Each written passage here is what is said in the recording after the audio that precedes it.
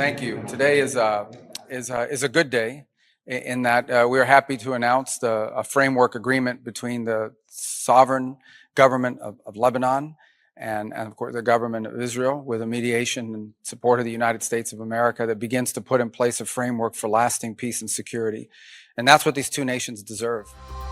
A US-backed agreement between Israel and Lebanon is being hailed as the first major step toward easing tensions along the volatile border. Israel and Lebanon have signed a rare trilateral agreement, marking an important diplomatic breakthrough after months of negotiations. Under the agreement, the IDF is set to begin a limited withdrawal from parts of southern Lebanon as part of the initial phase. Calling it the beginning of the beginning, US Secretary of State Marco Rubio has welcomed the agreement as a significant breakthrough in regional diplomacy. The breakthrough comes after 5 rounds of US-brokered talks that began in April, paving the way for this rare agreement. However, the full details of the agreement have yet to be made public, leaving several key questions unanswered.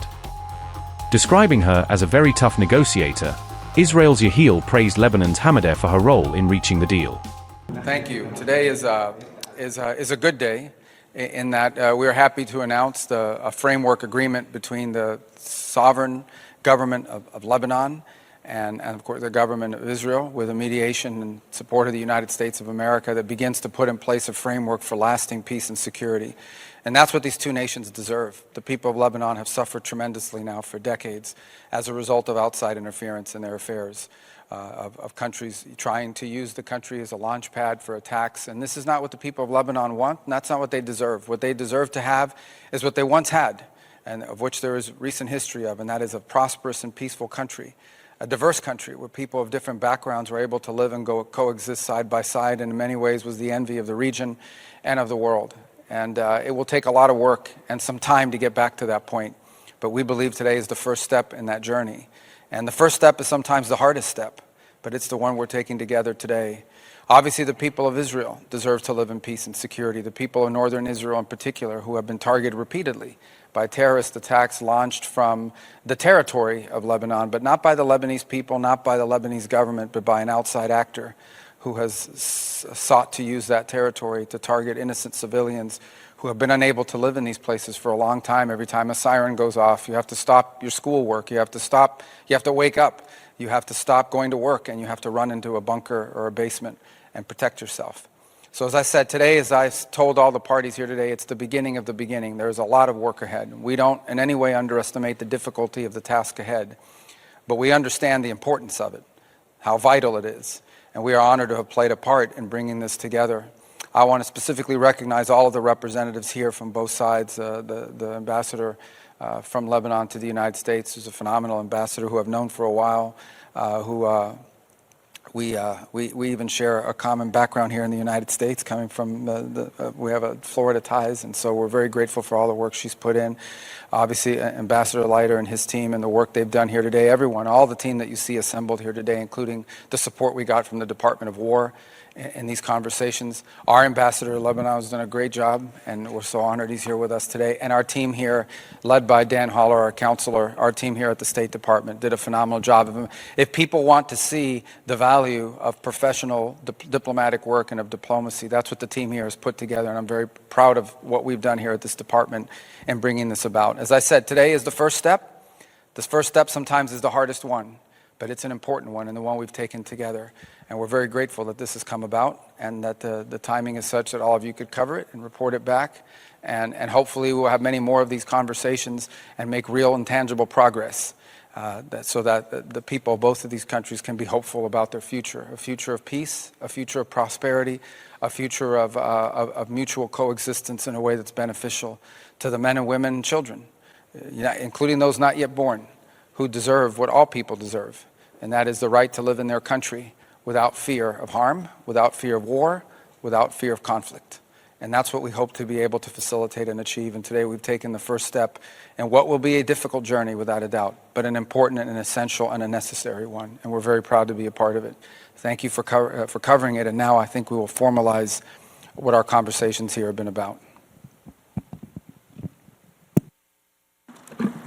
Thank you. On behalf of President Aoun and Prime Minister Salam, we would like to thank President Trump, Secretary Rubio, Councillor Holler, Ambassador Isa, and the U.S. government team for hosting and facilitating these historic talks in Washington, D.C. The trilateral framework we signed today is a first step on the road to restoring Lebanese sovereignty and territorial integrity, securing a permanent and final cessation of hostilities, enabling our people to go back to their land, and allowing all Lebanese to live in peace, security, and prosperity. This was a long and difficult meeting. We are grateful to the hosts and to the two delegations for their cooperation during these talks. This milestone was made possible through the leadership of President Aoun, the tenacity of Prime Minister Salam, the resilience of Ambassador Karam, and the patriotism of the Lebanese armed forces. Thank you all so much.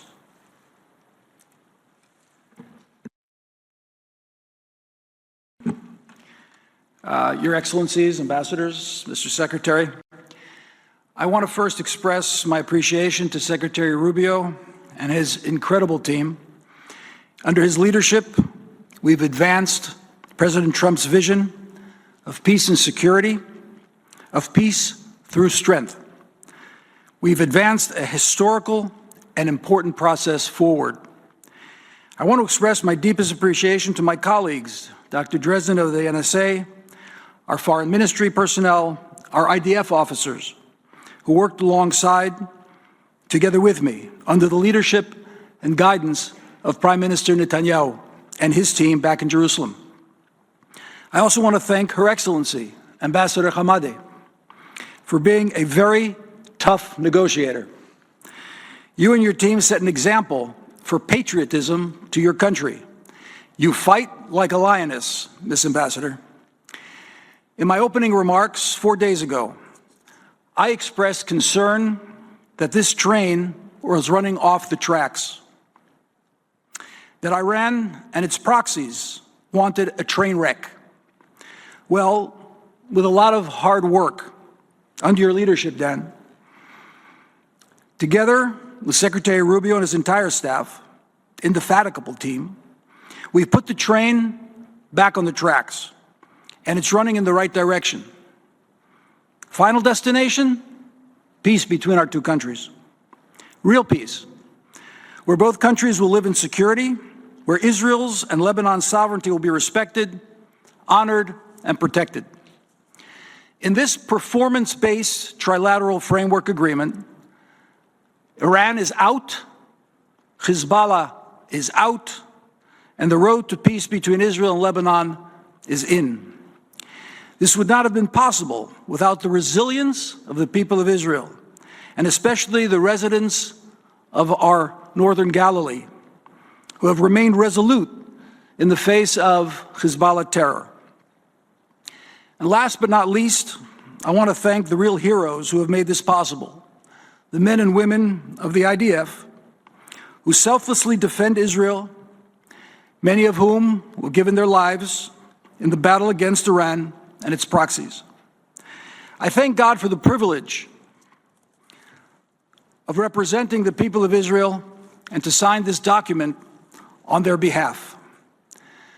This week's Torah portion, the Bible portion, in synagogues all across the world, tells of a false prophet by the name of Bilam, who came to curse, but ended up blessing. May we together turn the curses of war into blessings of peace. God bless Israel. May God bless Lebanon. May God bless the United States of America and all those who pursue peace. Thank you.